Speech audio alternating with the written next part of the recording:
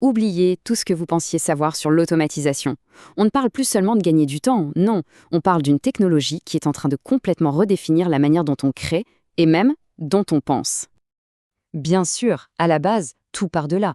On a tous connu ça, hein, ces tâches répétitives, un peu pénibles, qui nous ralentissent sur les projets. C'est le point de départ de l'automatisation, la simple quête d'efficacité. Mais voilà la question.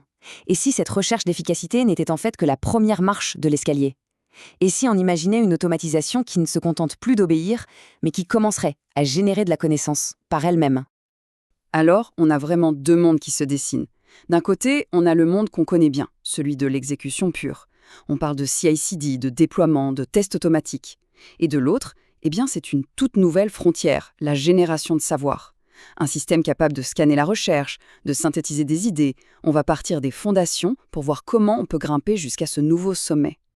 Pour bien piger la révolution qui se prépare, il faut commencer par les bases.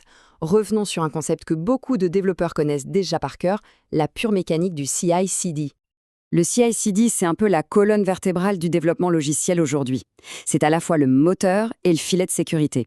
Avec des outils comme GitHub Actions, dès qu'on change une ligne de code, tout est testé automatiquement. Et si ça passe, c'est prêt à être déployé.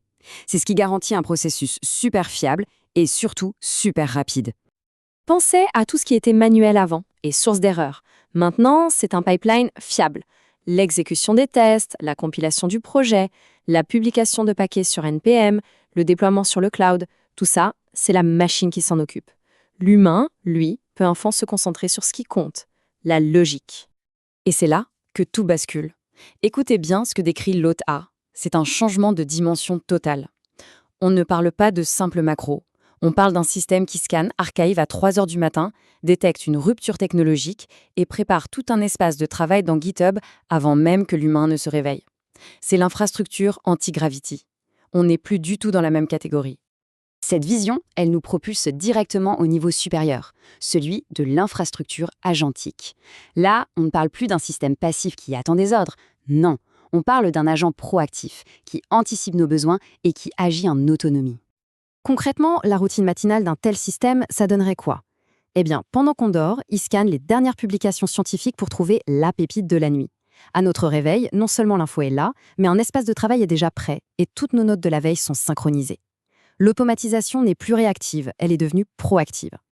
C'est là que le doute s'installe. Et c'est l'hôte B qui pose la question qui fâche. C'est impressionnant, mais est-ce qu'on ne crée pas juste une chambre d'écho ultra rapide? S'il y a fait la veille, la synthèse, que reste-t-il de la pensée souveraine? En gros, si on délègue la découverte, est-ce qu'on ne perd pas notre esprit critique au passage? Cette question est absolument centrale. Elle nous amène directement au cœur du débat, au troisième et dernier niveau. Quelle est notre place, à nous les humains, dans ce nouveau jeu? Est-ce qu'on reste l'architecte ou est-ce qu'on devient le simple ouvrier de la machine? La réponse, elle se trouve peut-être dans une technologie fascinante, le RLM, ou modélisation récursive du langage. Imaginez une IA qui ne fait pas que générer du contenu, mais qui s'autocritique en permanence. Elle va évaluer son propre travail en se basant sur des standards de qualité très élevés, comme ceux du MIT, et elle va l'améliorer en boucle jusqu'à ce qu'il soit excellent. Ce cycle, c'est une sorte de sélection naturelle, mais pour les algorithmes. Un premier agent, qu'on appelle l'exécuteur, va générer une première version. Un second agent, le critique, va l'évaluer sans pitié. Si le travail est jugé trop faible, hop, il est rejeté et renvoyé en correction. Et ce, jusqu'à ce qu'il dépasse un score de confiance de plus de 95%. La qualité n'est plus un objectif, c'est un résultat mathématique. Avec un mécanisme pareil, le rôle de l'humain change du tout au tout. On n'est plus l'ouvrier qui tape le code et corrige les virgules, non. On devient l'architecte qui définit la vision, l'intention globale. En fait, on délègue l'exécution pour mieux préserver et se concentrer sur l'intention. Et cette nouvelle dynamique amène l'hôte B à poser la question qui résume tout, une véritable révélation. C'est donc ça le vibe coding? On code par l'intention et le système s'autoconstruit? Cette interrogation nous ouvre la porte de la conclusion. Et d'un concept qui pourrait bien être la prochaine grande révolution de la création numérique, on entre dans l'ère du vibe coding. Le vibe coding, c'est l'aboutissement de tout ça. C'est un monde où le développeur se concentre sur l'intention, la grande vision, la logique et même l'ambiance, le vibe qu'il veut donner à son projet. Et pendant ce temps, le système agentique gère toute la plomberie technique et l'autocorrection pour que cette vision devienne réalité. C'est exactement ce que résume l'hôte A et c'est brillant. Exactement.